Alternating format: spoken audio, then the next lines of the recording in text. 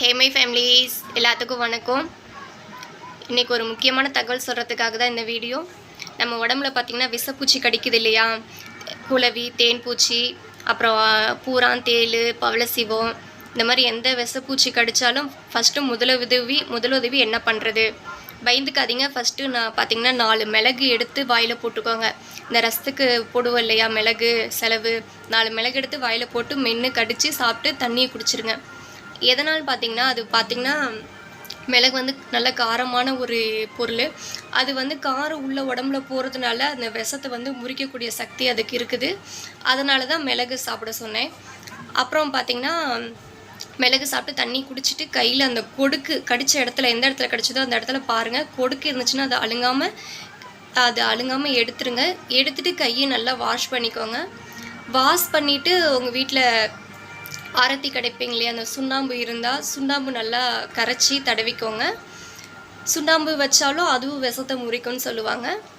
அடுத்தது பார்த்திங்கன்னா என்ன பண்ணுறீங்கன்னா, மூணாவதாக ஒரு ஒரு டம்ளரில் சுடு தண்ணி ஊற்றி அதில் மஞ்சளும் பெருங்காயத்தூளும் போட்டு நல்லா ஆற்றி குடிச்சிருங்க. கடகடன்னு குடிச்சிருங்க.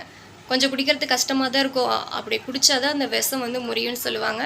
அதுவும் விஷத்தை முறிக்கக்கூடிய ஒரு சக்தி மஞ்சளுக்கும் பெருங்காயத்தூளுக்கும் இருக்குது.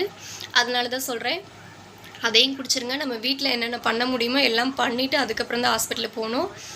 அது குடிச்சிட்டு அதுக்கப்புறம் பார்த்திங்கன்னா ஐஸ் கட்டியை ஒத்தரம் வைங்க. ஏன்னா பார்த்திங்கன்னா இப்போ குட்டி குட்டி குளவி கடிச்சா அது பிரச்சனை கிடையாது. அது அவ்வளோ பாதிப்பு கிடையாது, வீக்கம் எடுக்காது. அதே பெரிய சைஸில் ஏதாவது குளவி, செங்குளவி, ரொம்ப விஷமான குளவி, ஏதாவது ரொம்ப விஷப்பூச்சி கடிச்சதுன்னா நல்லா வீங்கிக்கும். கடித்த உடனே வீங்காது, கொஞ்சம் நேரம் கழித்து பார்த்திங்கன்னா நல்லா வீங்கிக்கும். அப்புறம் கையெல்லாம் நல்லா வலி எடுத்துக்கும் கடித்த இடத்துல. அதுக்காக தான் சொல்கிறேன், என்ன பண்ணுறீங்கன்னா அந்த வீக்கம் வந்து ரொம்ப அதிகமாயிரும். அதுக்காக தான் சொல்கிறேன். அப்புறம் பார்த்திங்கன்னா இது எல்லாத்தையும் பண்ணிவிட்டு அதுக்கப்புறமா நீங்கள் ஹாஸ்பிட்டலுக்கு போங்க. போயிட்டு இன்ஜெக்ஷன் போடுறதுனா போட்டுக்கோங்க. மாத்திரை மருந்து வாங்கி போட்டுக்கோங்க.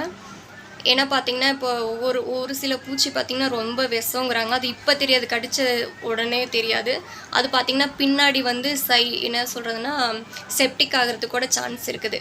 அதனால் எதையுமே நம்ம ஈஸியாக எடுத்துக்கக்கூடாது. அதுக்காக தான் சொல்கிறேன்.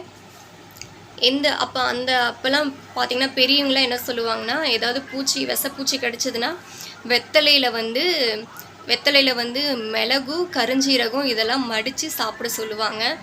நம்ம அர்ஜென்ட்டுக்கு நம்ம பார்த்திங்கன்னா வீட்டில் வெத்தலை இல்லாத டைமில், வெத்தலை கருஞ்சீரகம் இதெல்லாம் இல்லாத டைமில் என்ன பண்ணுறது, நம்ம மிளகு எடுத்து 4 வாயில் போட்டுக்கலாம். இதுதான் ரொம்ப பெஸ்ட்டான ஐடியா. அதனால் நீங்கள் என்ன பண்ணுறீங்கன்னா, எந்த விஷப்பூச்சி கடித்தாலும் பயந்துக்காதீங்க. ஃபஸ்ட்டு எடுத்தோன்னே மிளகு 4 எடுத்து வாயில் சாப்பிட்ருங்க. வீட்டில் நம்ம என்னென்ன ட்ரீட்மெண்ட் பண்ண முடியுமோ எல்லாம் பண்ணிவிட்டு அதுக்கப்புறம் ஹாஸ்பிட்டலுக்கு போங்க. ஓகே ஃப்ரெண்ட்ஸ், இந்த வீடியோ உங்களுக்கு ரொம்ப யூஸ்ஃபுல்லாக இருக்கும்னு நம்புகிறேன். இந்த வீடியோ மற்றவங்களுக்கும் ஷேர் பண்ணுங்கள். இந்த வீடியோ பிடிச்சிருந்தா மறக்காமல் லைக் பண்ணுங்கள். நம்ம சேனலுக்கு இன்னும் சப்ஸ்கிரைப் பண்ணாமல் இருந்தால் மறக்காமல் சப்ஸ்கிரைப் பண்ணுங்கள். Okay friends, bye.